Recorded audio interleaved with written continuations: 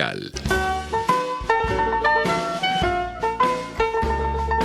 partir de este momento, los invitamos a formar parte de esta mesa donde se componen y descomponen los problemas del país. RCR presenta Buen Provecho.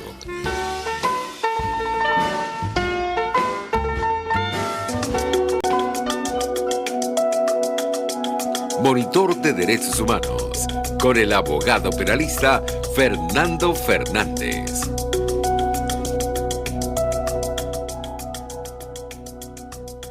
Buen mediodía y buen provecho. Les deseamos a todas las personas que nos escuchan. Les habla Fernando Fernández, director y moderador del Monitor de Derechos Humanos. Encantado de estar con ustedes. Seguidamente los créditos del programa. En la dirección general de la estación, Jaime Nestares. En la gerencia de producción, Willy Arcaya. En la producción del programa, Génesis Rodríguez. En los controles, Gregorio González. Y en la conducción, quien les habla, Fernando Fernández.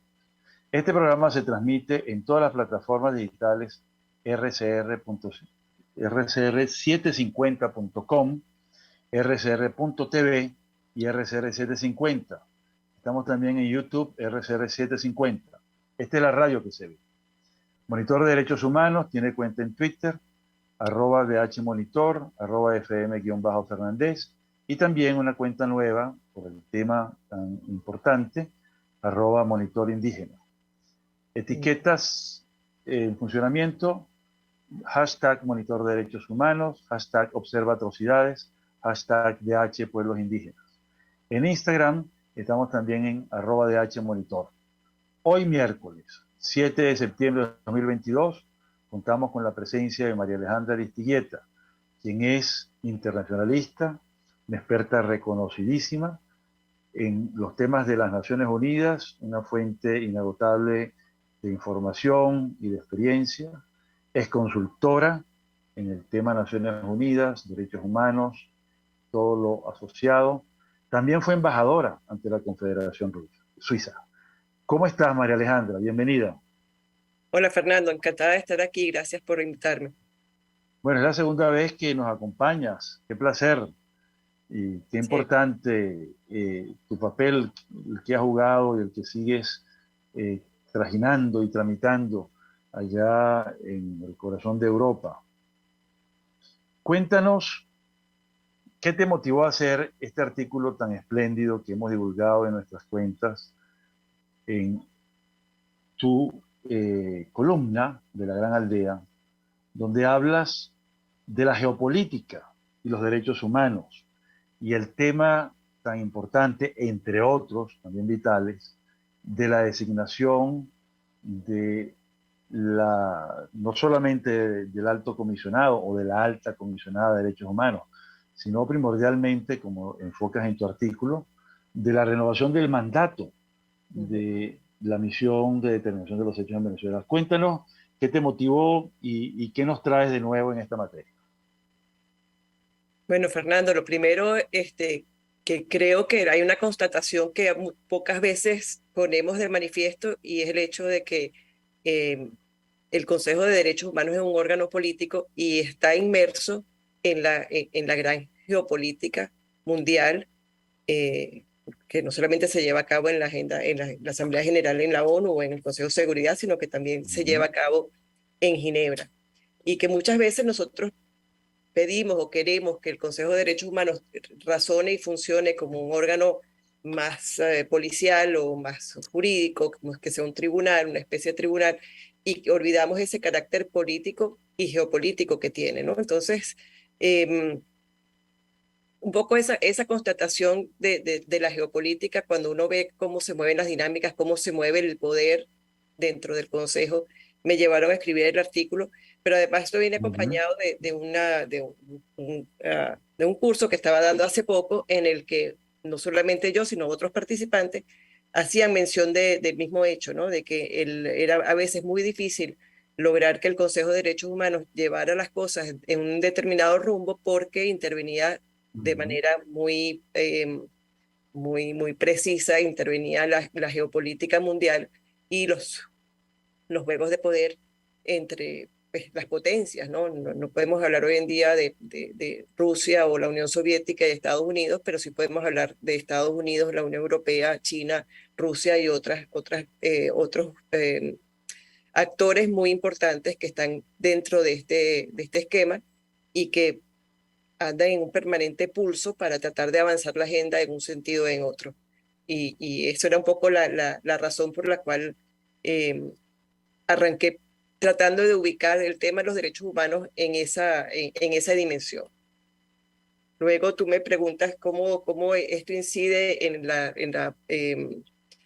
misión de determinación de hechos. Bueno, incide ciertamente no solamente en la escogencia del alto comisionado, que no a estas alturas, estamos a día 7 de septiembre, debería haber empezado sus funciones hace una semana y todavía no se ha conseguido el candidato ideal que se pueda presentar a la Asamblea General sin que haya, que sea refrendado por toda la Asamblea General sin que haya un bloqueo o una discordia de parte de alguno de los países. Incluso esta mañana volvió a surgir el nombre de Federico Villegas, el actual presidente del Consejo, quien es el embajador de Argentina, y que se había postulado varias veces aludiendo al hecho de que, o se había postulado hace algún tiempo aludiendo al hecho de que él es latinoamericano y que América Latina tendría derecho a 2 periodos, como, bueno, realmente todas las regiones tienen derecho a 2 periodos y que Bachelet había culminado su mandato en el primer periodo, por lo cual todavía había la ocasión para un segundo periodo. Yo Sí, creo que es bien interesante esto. eh, y creo que es interesante sobre todo porque ante la ausencia de un alto comisionado que no puede ser de Europa Oriental, que sería el que le tocaría por sí, rotación geográfica, eh, y que seguramente hay bloqueos de todo, de todos los países, o sea, habrá algún bloqueo siempre. Esta figura podría surgir como una figura de consenso. Yo había pensado que el candidato austríaco era esa figura de consenso y lo había planteado en ese artículo. Es uno de los favoritos, sigue siendo uno de los favoritos, sí. pero Federico Villegas es un embajador de larga data, de una carrera diplomática muy extensa y sabe cómo moverse y tiene, digamos, sabe conjugar bien los intereses de su país, los intereses de Argentina con el hecho de conseguir esta posición de, vamos a llamarla de bisagra, si se puede. Sí. Este, Hay un tema, María Alejandra, que a mí me llama la atención dentro de esta circunstancia geopolítica tan intensa, dinámica y además motorizada por el conflicto de Rusia contra Ucrania, ¿no? Y es que la misma Rusia fue excluida del Consejo por decisión de la Asamblea de Estados Partes. O sea, Ujú. yo creo que es un evento de mucha importancia también. Eso no la anula a ella como actor que juega en En este la tablero político. No, muy pertinente, muy importante esa pregunta que estás haciendo, Fernando, porque el hecho de que Rusia no forme parte de los 47 que se sientan y votan no significa que no pueda participar como el resto de los países que no son miembros del Consejo, que están allí presentes durante cada mes de sesiones, de periodo de sesiones, y que pues pueden intervenir, ¿no? Pueden seguir participando aunque no tengan voto. Prácticamente, si se quiere, lo que ha sido, eh, lo que se le ha sido eliminado es el poder de votar, esa potestad de votar en el Consejo de Derechos Humanos. Pero o sea, la realidad es que sigue siendo un miembro muy importante tanto del Consejo de Seguridad como de la Asamblea General como del Consejo, pues y sigue participando en reuniones informales. De hecho, eh, una delegada de Lituania me preguntaba, ¿y cómo hacemos para que Rusia, si está suspendido, no intervenga en nuestras reuniones? Le digo, eso no lo puedes evitar, o sea, es un miembro de pleno derecho de la organización. Entonces, bueno, sí existen estas ambivalencias, no se puede pretender que un actor tan importante como Rusia vaya a estar excluido del Consejo de Derechos Humanos durante, digamos, el resto de la existencia del Consejo, y muchísimo menos se puede pretender que el país, que el Estado ruso participe en las deliberaciones y en las distintas discusiones que se llevan a cabo en el seno de Naciones Unidas en su integridad. Eso es correcto, porque además sigue siendo el país más grande del planeta, ¿no? 17 millones de kilómetros cuadrados es una cantidad enorme de superficie. Y yo creo que tiene un peso, además de, tú mencionabas el Consejo de Seguridad, bueno, y un arsenal de armas nucleares brutal, ¿no? Además, exacto, Entonces, y lo que se supone que el espíritu de Naciones Unidas es para que exista una concordia y un acercamiento, que puedan negociar las cosas eh, de, en vez de resolverlo todo por la fuerza. Esa es la razón por la que se crea la Organización de Naciones Unidas, y es justamente a lo que se está tratando de llevar de vuelta a Rusia. Entonces, o sea, sí. la expectativa sería que se portaran mejor o que se portaran bien para que pudieran regresar al Consejo y por supuesto, no se les, o sea, seguirán siendo miembros hasta que ellos lo decidan, y mientras sean miembros tienen derecho de intervenir. Sí, ese reingreso está sujeto a un cambio de conducta, en otras palabras, ¿no? Porque además tiene sanciones por todas partes prácticamente, ¿no?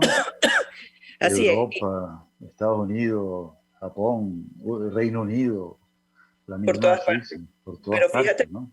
fíjate que en el 2011 se suspendió por primera vez a un país miembro, a un Estado miembro, Sí, y se suspendió a Libia. Y sí, luego fue restituido. sí, Entonces, sabemos que el futuro, lo que se pretende, lo que se busca es restituir al Estado. No es fácil de entender cuando uno sabe que estamos sí, hablando de un violador de derechos humanos y además de un Estado que está cometiendo crímenes de guerra. sí. No es fácil de entender, pero el multilateralismo lo que busca siempre es el entendimiento. Y entonces va a utilizar todas las herramientas a su alcance para tratar de conseguir ese espacio de entendimiento. Eso es correcto. Y en ese entendimiento se espera que haya una especie de fase pedagógica en la cual las democracias y los países que defienden los derechos humanos de forma sistémica adoctrinen a los otros, ¿no? Hasta donde sea posible, por supuesto, ¿no? Pero es un poco la idea de que haya ese ámbito de encuentro y donde las mejores prácticas se comuniquen, se diseminen y además Ujú. de eso se internalicen en los países, por llamarlo de una manera, de mala conducta. No es sencillo que la gente lo entienda porque mucha gente piensa que hay que hacer las cosas a la fuerza, ¿no? Pero quienes creemos en el don de la palabra y sobre todo en la capacidad de enseñanza y de aprendizaje, creemos que es la única manera de hacerlo, ¿no? La única manera de hacerlo. Y que además esto es un órgano político y no es Sí, y hay que entenderlo de esa manera. O sea, Naciones Unidas, la Organización de Naciones Unidas es un órgano político, y lo que busca en definitiva es justamente trabajar a través de la política y la diplomacia. pero hay también un ingrediente de tipo, este, pues llamarlo de alguna manera, técnico, profesional, objetivo, académico y muy jurídico, que es justamente lo que nos tiene reunidos, ¿no? Que es la misión, porque yo leo y releo sus documentos y me convenzo de que no solamente están muy bien redactados sus puntos, sino muy bien investigados, pero además apegados a la normativa de los tratados internacionales y unos estándares altamente exigentes, ¿no? Entonces, ¿cómo se combina eso, lo político, con lo técnico? ¿Cuál es tu visión de eso? Bueno, efectivamente, ahí el componente técnico es sumamente importante, y lo vemos en otras organizaciones también, como la Organización Mundial de la Salud, por ejemplo, que trabajan con expertos altamente calificados en cualquiera de los temas. Si tenemos nada más que el de la pandemia de COVID, eh, estuvieron, digamos, arrancan lentamente, pero han estado allí trabajando en ese tema durante los últimos 2 años. Y de la misma manera, la organización, a ver, no el consejo, sino más bien la oficina del alto comisionado, se encarga de documentar y de recibir las denuncias y la documentación que puedan traer tanto la sociedad civil como las víctimas o los familiares de las víctimas, para monitorear, porque una de las funciones del Consejo es monitorear lo que sucede en materia de derechos humanos a nivel mundial. Y este monitoreo requiere de un apoyo técnico que ofrece la Secretaría, la Oficina del Alto Comisionado, y requiere además un aspecto se me está olvidando la palabra en español, pero de responsabilización, cuando quieren que que los países sean responsabilizados por sus actos y hay que señalarlos. En los monitoreos lo que persiguen es justamente eso, es señalarle dónde están sus fallas, dónde no están cumpliendo con los acuerdos que ellos mismos firmaron, porque nadie los obliga a estar allí. Fue un acto Sí, soberano haber firmado esos tratados una vez que están firmados se hacen ley interna, pues esos sí, tratados deben ser honrados. Y es en ese aspecto que es muy importante toda esta documentación que se ha llevado a cabo, no solamente en el caso de Venezuela. En el artículo mencionaba el caso de China, que sí, por primera vez se hace un examen tan exhaustivo, tan completo sí, sobre la situación en China y en particular sobre estos campos de concentración que ya han detenido alrededor de 10 millones de habitantes de la región de Xinjiang y, y que, bueno, donde se llevan a cabo torturas, trabajo forzado y toda una cantidad de delitos a la norma internacional de derechos humanos ujú, que son gravísimos y que pueden llegar a ser también crímenes de lesa humanidad. Entonces, si lo hacen con este gran país, que es la segunda potencia mundial, como es China, con mayor razón, pues lo tienen que hacer sobre otros países como el caso de Venezuela o de sí, Nicaragua.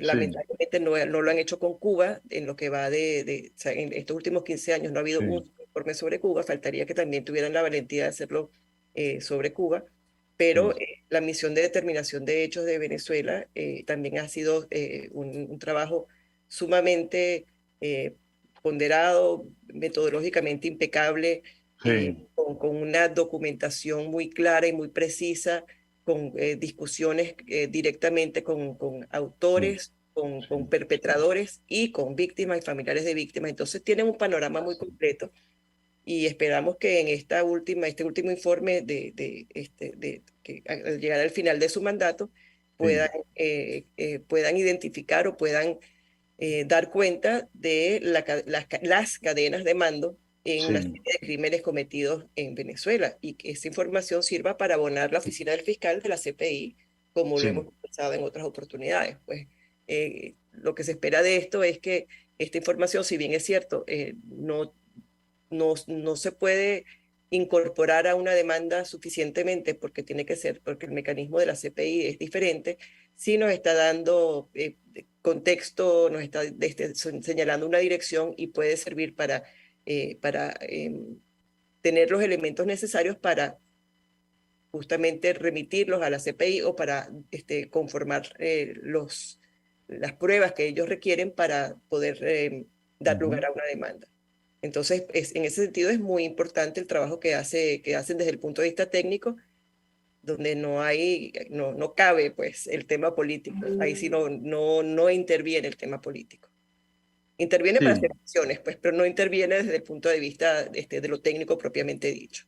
sí, hasta ahora se ha mantenido una imparcialidad completa y demostrable además, ¿no? Ujú.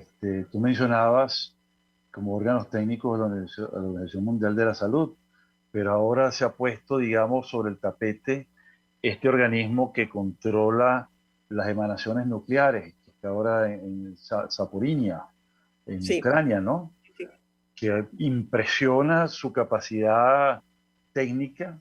Yo lo he escuchado, este señor Grossi, argentino, ¿no?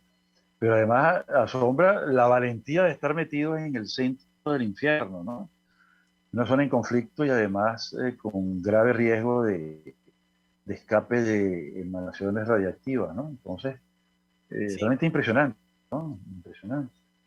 La Eh, Agencia Internacional de Energía Atómica, tú sabes sí, que anecdóticamente, y aquí voy a hacer, casi que voy a hacer una cuña, a ver, anecdóticamente, una gran amiga, que además es mi socia, trabajó allí durante muchos años, hoy en día está jubilada, y ella iba a Siria justamente a determinar, a revisar las plantas nucleares en Ajá. Siria, y Premio Nobel de la Paz, esta agencia, o sea, estamos hablando de una mujer Sí, sí, que ha sido, le han dado este espacio, digamos, este rol tan difícil y se ganó el Premio Nobel de la Paz a principios del siglo XXI. Entonces yo siempre le echo broma a esta amiga mía, le digo que, o sea, yo tengo el lujo de tener una amiga premio Nobel, pues, ¿no? Pero Bueno, efectivamente, cuando esto surgió, yo con la primera persona que lo conversé fue con ella y me decía que, o sea, me explicaba un poco cómo era la metodología y, o sea, es una cosa también de un rigor sí, absoluto, de una seriedad, o sea, aquí no estamos, ahí no interviene la política tampoco. eh, Interviene en la presión que puedan hacer previamente para que vaya, no vaya, para que vea aquí, no vea allá, pero en el sí, trabajo en sí mismo no entra la política. Eso es lo que yo creo que hay que reivindicar mucho de la sí, Comisión de Determinación de los Hechos en materia de derechos humanos, porque sí. estos expertos independientes están haciendo una labor impecable, de una rigurosidad que tenemos que, o sea, que no debemos perder de vista en ningún momento.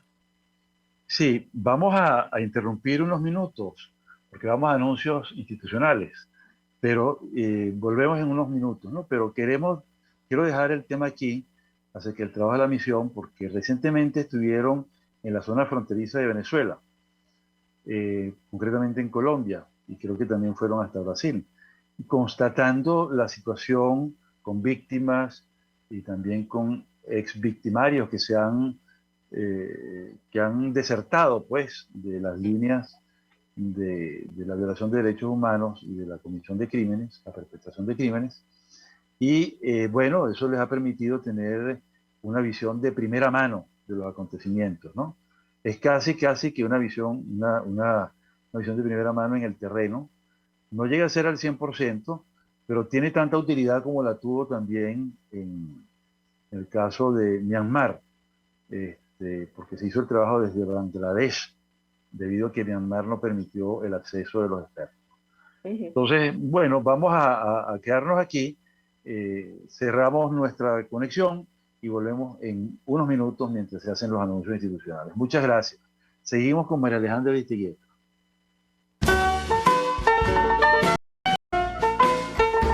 Análisis, opinión, entretenimiento y mucho más. Escuchas Buen Provecho por RCR 750, la radio que se ve.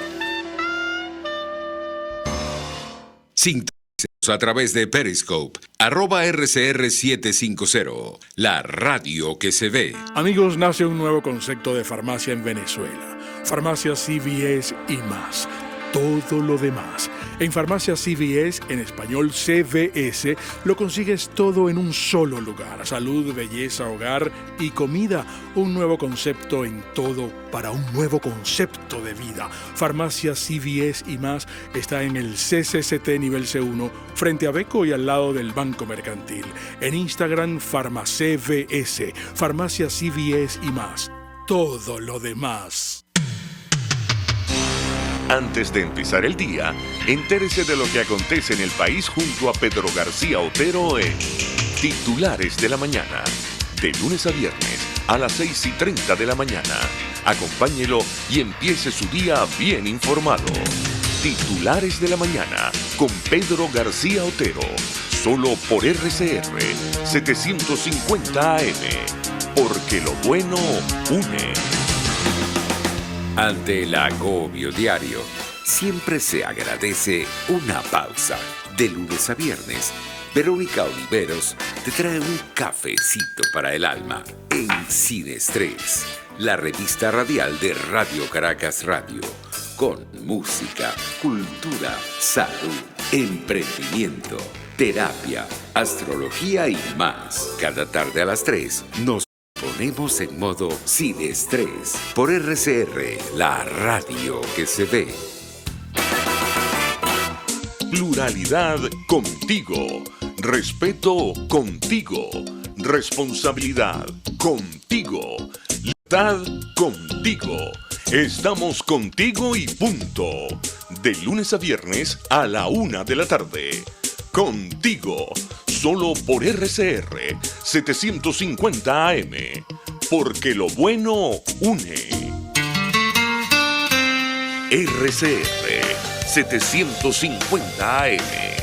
Porque lo bueno une.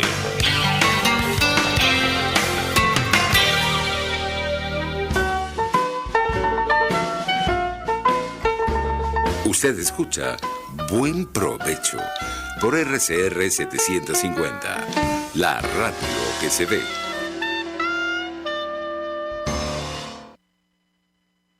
Muy bien, estamos nuevamente con María Alejandra Aristeguieta, consultora en temas de Naciones Unidas, derechos humanos, una gran conocedora de la geopolítica mundial y también una persona que está muy al día en toda la información relacionada con la toma de decisiones. Quedamos, María Alejandra, con el tema de la reciente visita de la misión a zonas fronterizas de Venezuela, con 3 países, obviamente, Guyana, Brasil y Colombia, y dice el informe de esta visita que se omiten los detalles de dónde fueron en concreto estas reuniones por razones de seguridad, ¿no?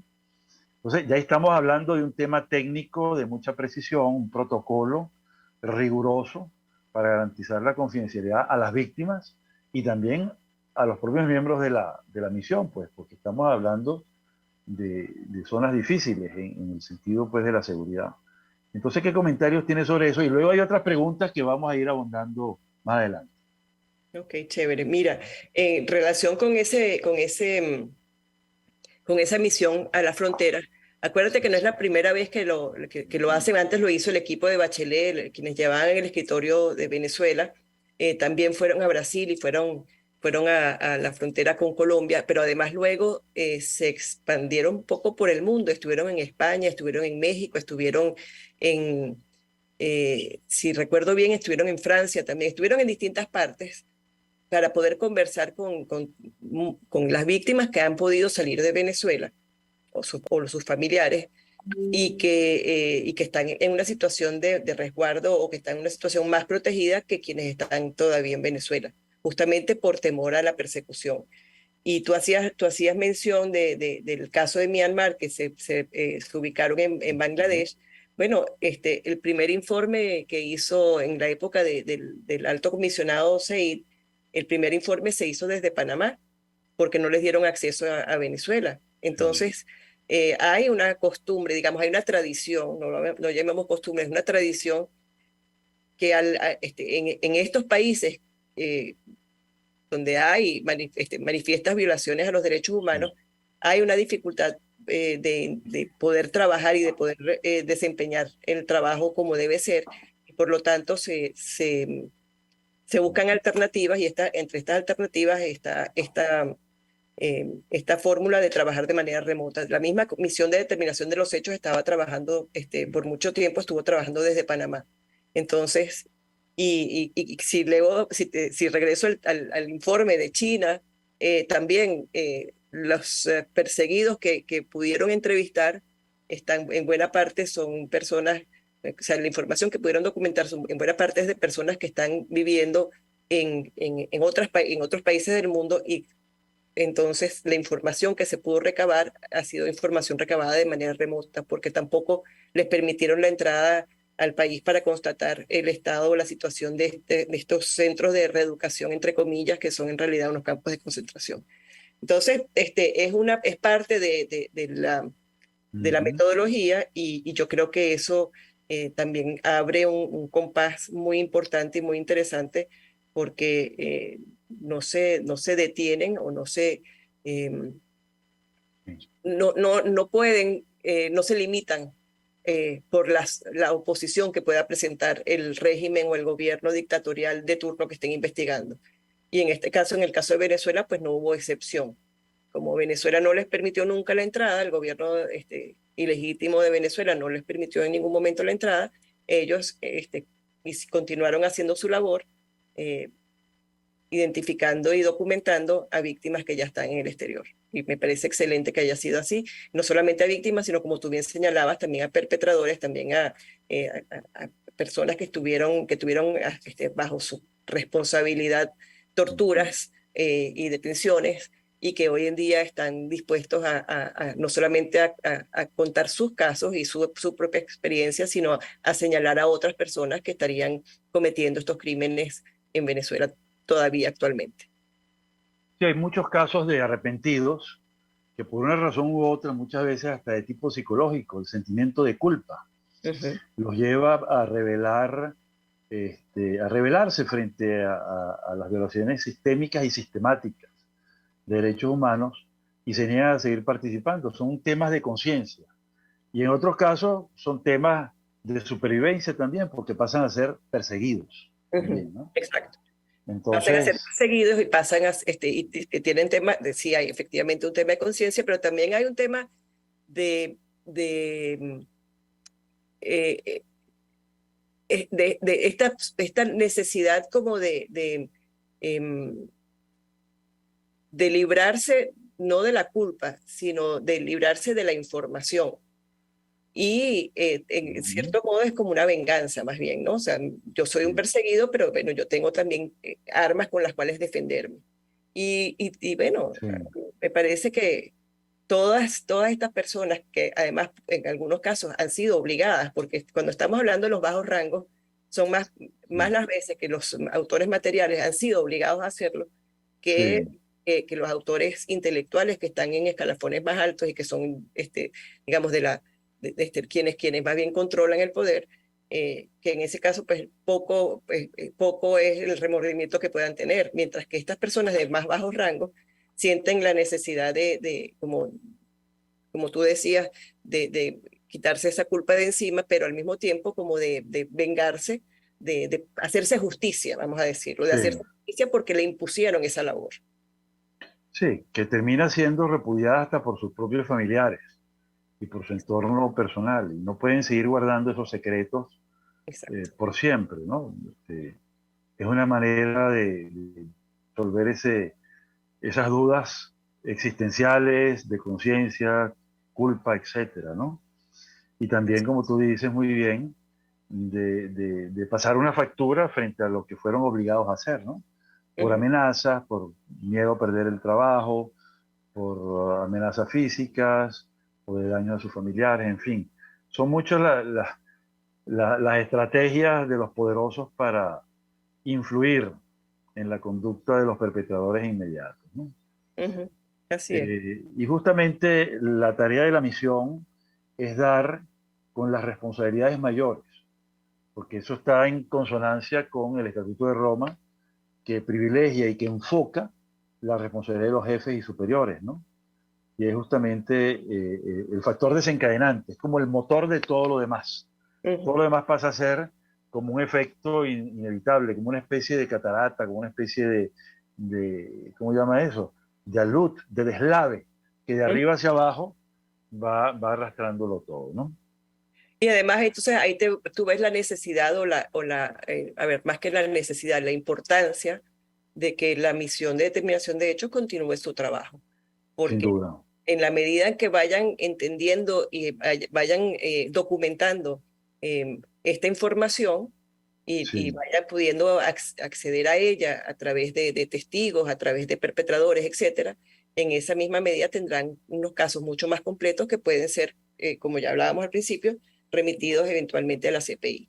Pero además que al principio cuando se creó en el 2019 la misión de determinación de hechos y luego cuando se renovó por primera vez su mandato en el 2020, hubo muchos problemas presupuestarios. Le ponían la cortapisas, entraba por el lado presupuestario. Entonces no han logrado terminar la labor que se habían propuesto los expertos y necesitan seguir trabajando en ello o les gustaría poder terminar la labor como se la habían planteado.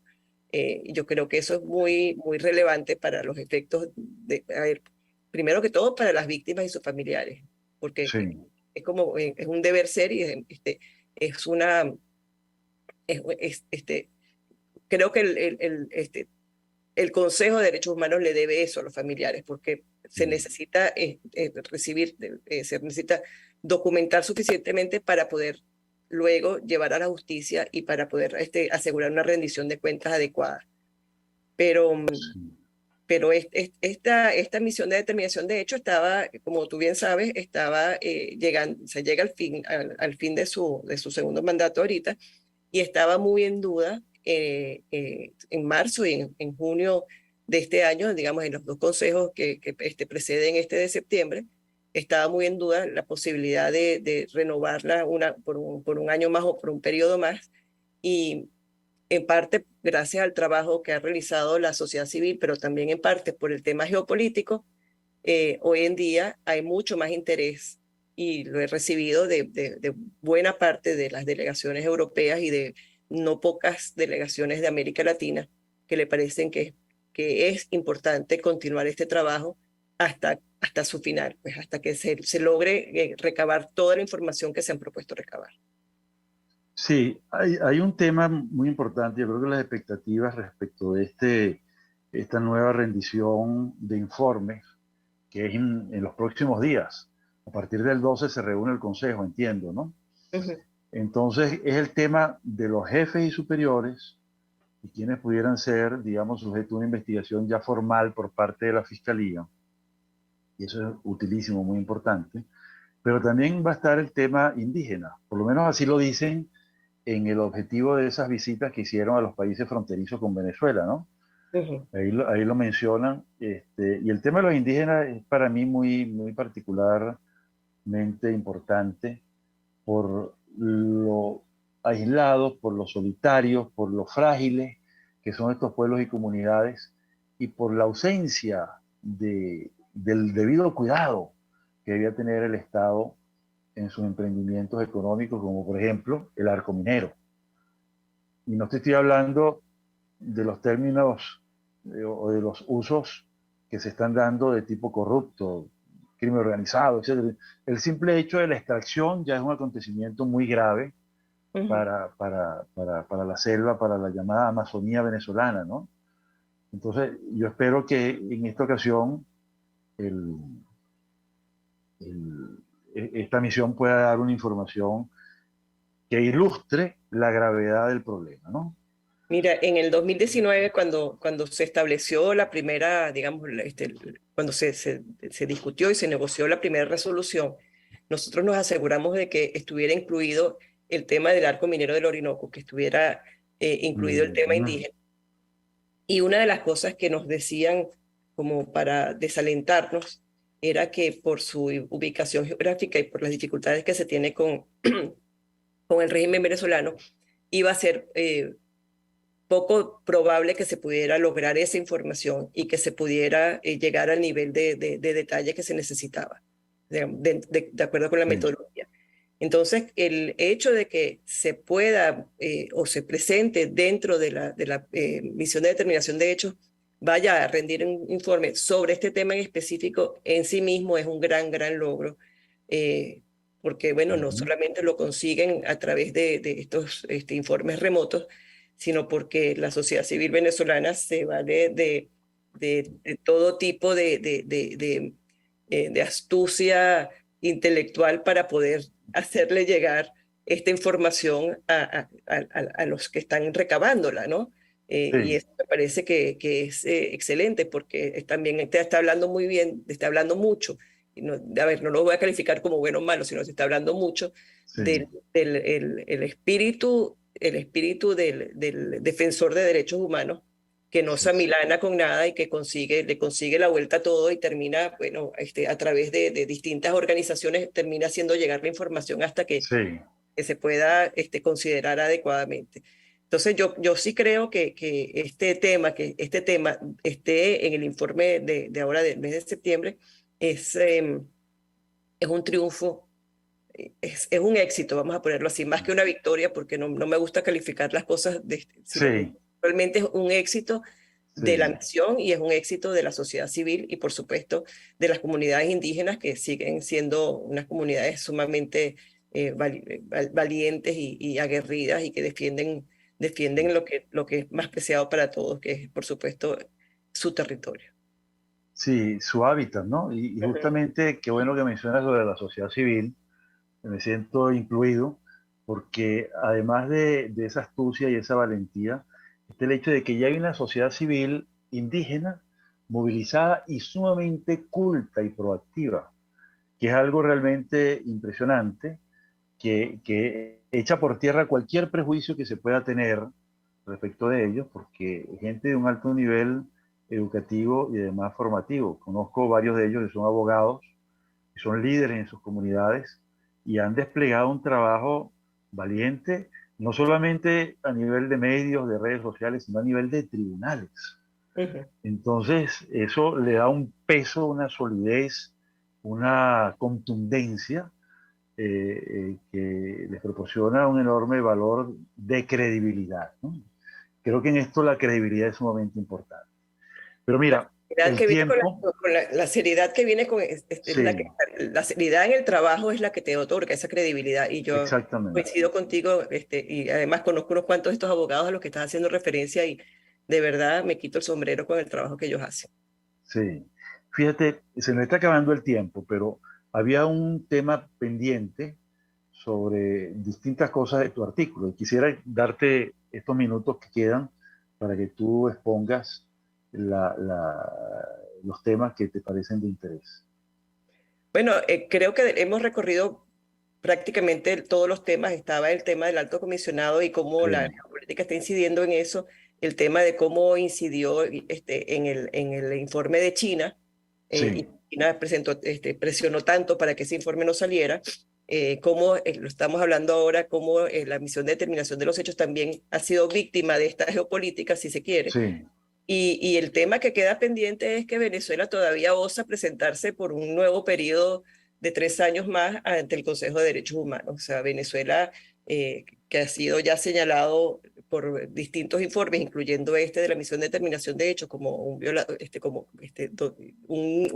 régimen donde se viola o que viola sistemáticamente los derechos humanos en Venezuela en una gama amplísima, además de derechos, porque estamos hablando desde las detenciones arbitrarias hasta los derechos de los pueblos indígenas. Eh, bueno, de todas maneras, se presentan de nuevo, además que no pagan, además, tienen un montón de cuotas atrasadas en la ONU.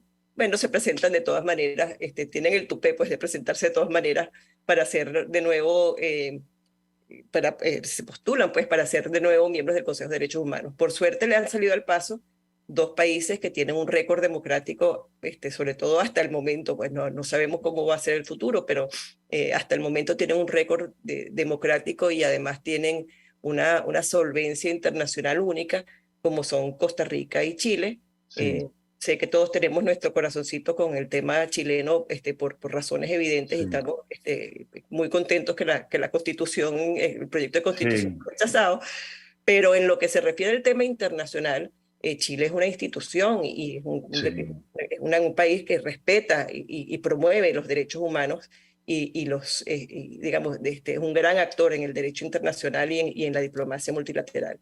Y también lo es Costa Rica. Entonces, lo que yo he escuchado es que estos dos países, además, tienen el apoyo de buena parte de los países de la Asamblea General, que está buscando el centro, que está buscando evitar más polarización, porque de nuevo regresamos a lo que hablábamos al principio, en un momento de tanta tensión como es este momento de la invasión de Rusia a Ucrania y la guerra que se desató. Lo que se busca es regresar a la multilateralidad, a la diplomacia, al entendimiento a través de los mecanismos políticos y no a través de la violencia. Entonces, Venezuela es un factor perturbador dentro del Consejo de Derechos Humanos, y se va a buscar más bien alinearse hacia unas posiciones que sean más moderadas y que sean sobre todo más promotoras de los derechos humanos. Y yo espero que tengan los votos y que los veamos pronto en septiembre electos, a final de septiembre, electos ya para el Consejo que se inicia en enero del año que viene. claro, pero entiendo que el mecanismo de votación siempre es a partir de esa tradición también compartida en la ONU, que es el intercambio de votos. ¿Cómo funcionaría eso? Claro, cada país va y mercadea sus votos y se intercambian candidaturas, pero mira, hay apoyos que se pueden tener y se pueden cambiar en algún momento.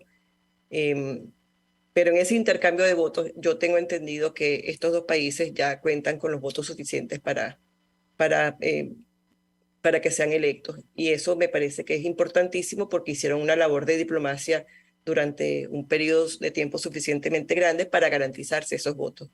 Entonces mira, sí puede pasar, por supuesto, que Venezuela compre votos, intercambie con sus aliados de siempre, pero en esta situación actual, yo creo que países africanos, países asiáticos y países de América Latina van a tender hacia el centro, hacia la no Sí. polarización, antes de seguir insistiendo en esta mayor polarización. Bueno, mira, ya nos quedan poquísimos minutos, pero en tu labor de consultora y consejera y algo así como la voz de mi conciencia, quisiera que nos des unas últimas palabras. ¿De qué recomiendas tú a las ONG venezolanas, a los defensores de derechos humanos, a este aspecto tan importante de la población como son los indígenas? ¿Qué más hay que hacer para buscar que se logre esa centralidad, esa despolarización y se designe realmente a los verdaderos candidatos, no solamente en la misión, que debe ser confirmada, sino también el tema del alto comisionado y el tema de la integración del Consejo? ¿Qué más hay que hacer? Siempre más visibilidad. O sea, la visibilidad es importantísima y la visibilidad se logra de varias maneras. Una, bueno, ustedes lo han venido haciendo durante muchos años, de venir a Ginebra Ujú. reunirse con las delegaciones y reunirse con las ONGs internacionales.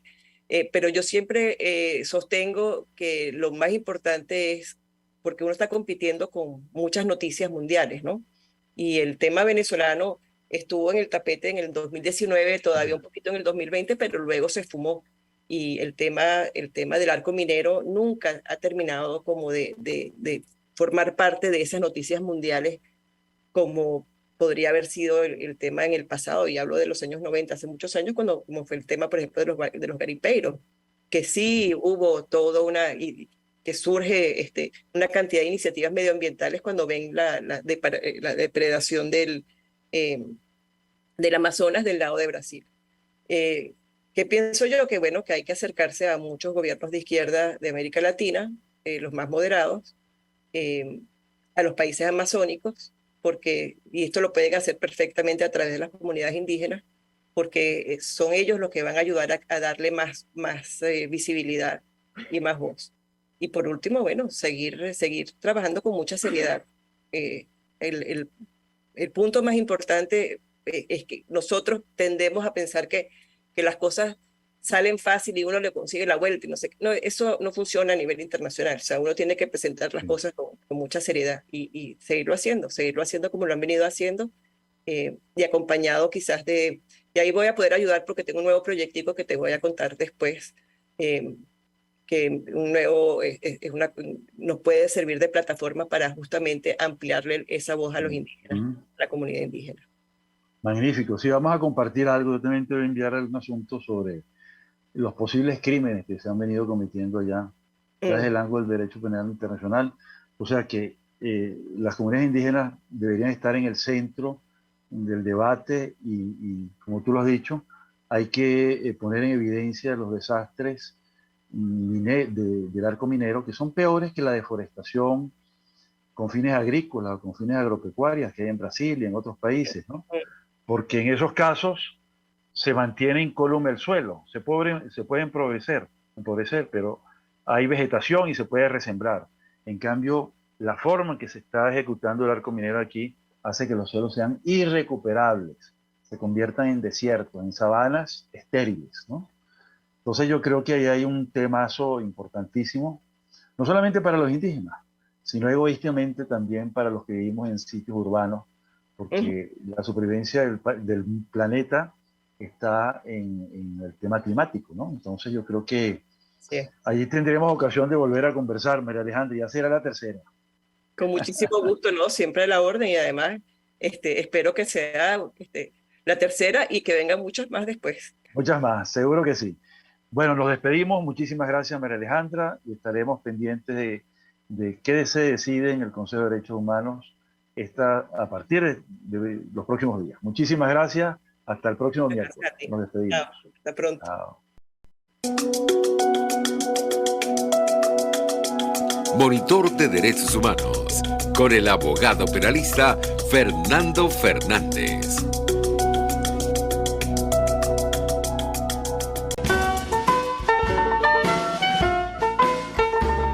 RCR presentó Buen Provecho. Síganos en Twitter como @RCR750. La radio que se ve.